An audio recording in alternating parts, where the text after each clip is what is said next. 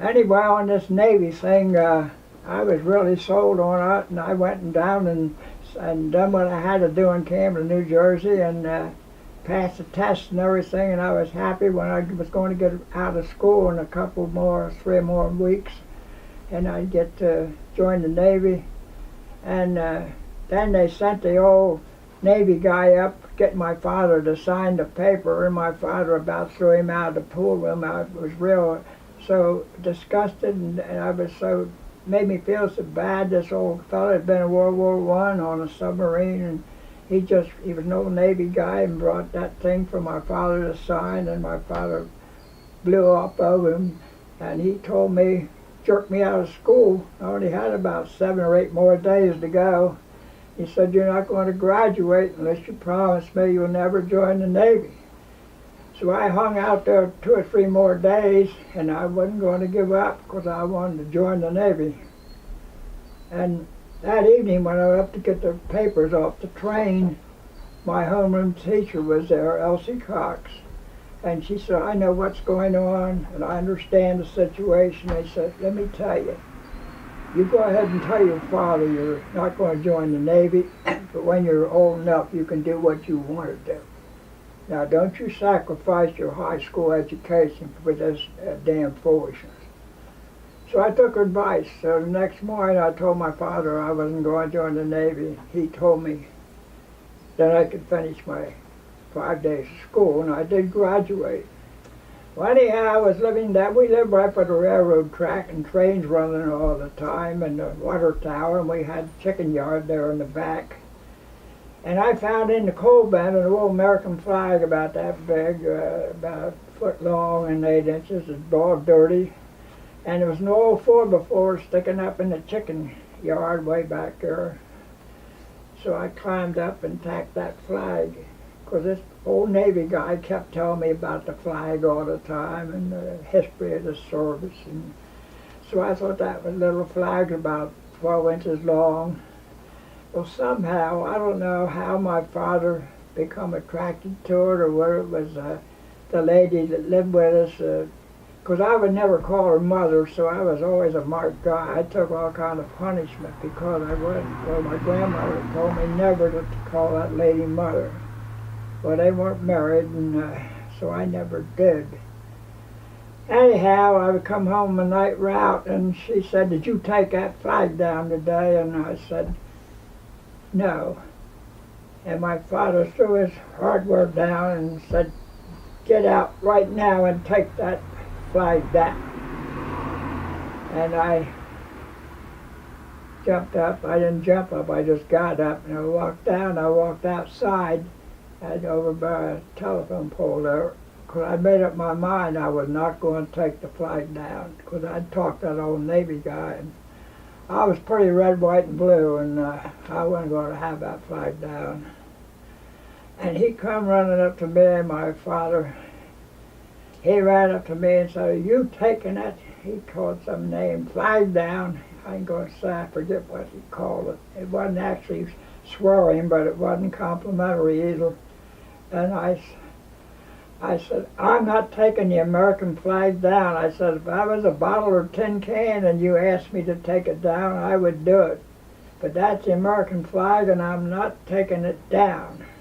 Well, I expected him to knock me in the next month, because I got some beatings off him, quite a few.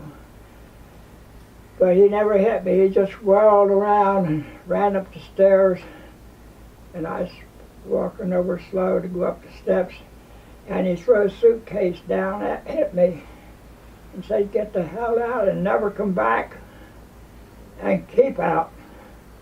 And I picked up the suitcase. There was 10 cents a dime. We lived right by the railroad track. This just sounds like it's one of them stories in the movies where you see someone walking down the railroad track. Well, this is in real life. I didn't know where the hell I was going, but I was so shocked. But I know I had to go somewhere, so I just walked down the railroad track, because it come out on the other side of town, because you had to go through some underbrush, and then you come out the other side of town. luck was with me, because when I come out the other side of town, a young fella hollered at me. It was a guy who used to live close to us, and that family had moved over there to the other side of town. And I told him what had happened, and his name was Les Grover, the Grover family. He said, "Will you come home with me?" And he said, "By God, I've been washing dishes at the Willis dining room. We feed about 500 people a day, and one of our dishwashers quit. Maybe I can get you this job, and you can stay with us. Let me see my mother and father." So he took me in there, and I knew them. And they said, "Certainly," and they put me up in the attic. So I had a candle in the attic, and I could rent for $1 a month or something. So I took this dishwashing job at 10 cents an hour, 12 hours a day, and you got your food 6 days a week, which wasn't bad. And I was sleeping in an attic for $4 or $3 a month, and I had a candle. Well, I tell you, I stayed that way for several months, and some other different things took place which don't pertain here. But I never heard from my father, and my sister and brother couldn't talk to me. They was afraid for punishment. So eventually I saved up some money, and I come to out the Washington Courthouse, Ohio, where my father was born, because I knew a first cousin of mine who had visited us. So I come out to his house, and his mother, which would be my aunt, was very glad to see me, and they took me in, and right away, and I was in Washington Courthouse, Ohio, out on Route 71 on the Greenfield Pike, and they took me right in, and of course my uncle had just died last week. So I got there a week after he had died, so I was glad to see someone like me.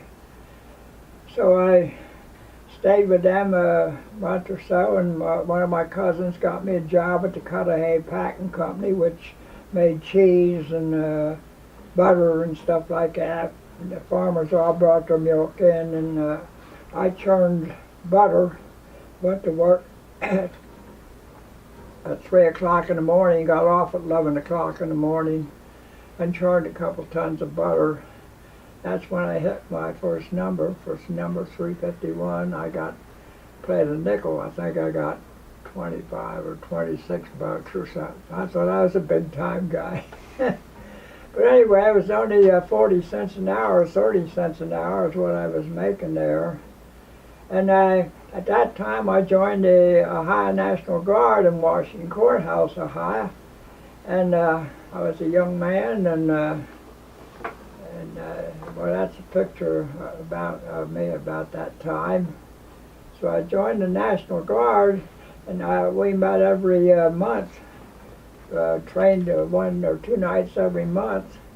And about 3 months later, it was built, things deteriorated in Europe. Hitler had already overran France and was bombing the heck out of London, England, and everything, so they called the whole National Guard in the Army. So I always wanted to be in the Navy, and I ended up in the Army.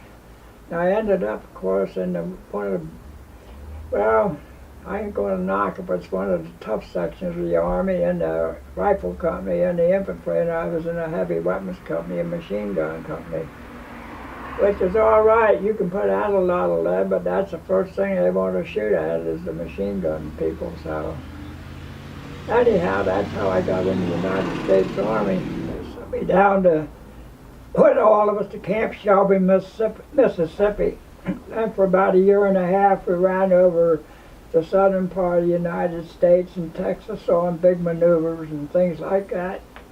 Then they took us out. I went in with the 37th Division of the Ohio Army National Guard, and they took a regiment out, and I was in the regiment they took out.